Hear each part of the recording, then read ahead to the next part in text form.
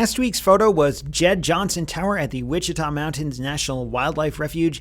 This here is from Prairie Dog Town, which is down the road, maybe 10 miles from Lake Jed Johnson / Jed Johnson Tower. It's this, it's not a man-made location or anything. It's just a spot in the park that they have identified over the years as a spot that prairie dogs love to hang out in.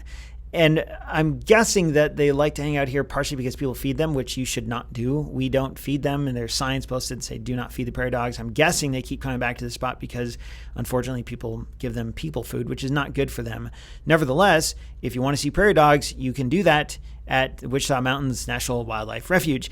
And you get one like I am showing here. Now, I actually posted a prairie dog photo years and years ago in May of 2013 on Weekly 50. I've linked to it. If you're on the blog, you can check out that original photo. If you're on YouTube, you can click the link below the video to go to the blog and then check out the original photos.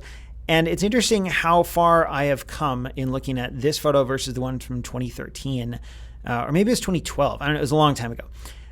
This photo, I intentionally composed it with several things in mind. So I wanted this prairie dog in the middle, but I wanted him doing something, him or her. I wanted them to be more than just sitting there. It looks like this prairie dog is kind of staring off at something. Maybe there's like a person or an animal or another prairie dog. And so it's more than just a prairie dog sitting on the ground. Hopefully in looking at this prairie dog, you feel something, some sort of connection. But there's also these layers, this foreground and background layer of purple. And there's these purple flowers in the ground. I don't know what they were. Maybe they were weeds. I have no idea. But by framing the photo or by composing the photo with that foreground and background element, it to me, it gave a sense of depth that was entirely absent from my earlier photos. And I think these, if you compare these to my ones from years ago, this photo looks better. The colors are better. It's more interesting. There's a lot more going on. The framing of the subject is better. Like, they're improved in just about every way. And it's not just because of the gear.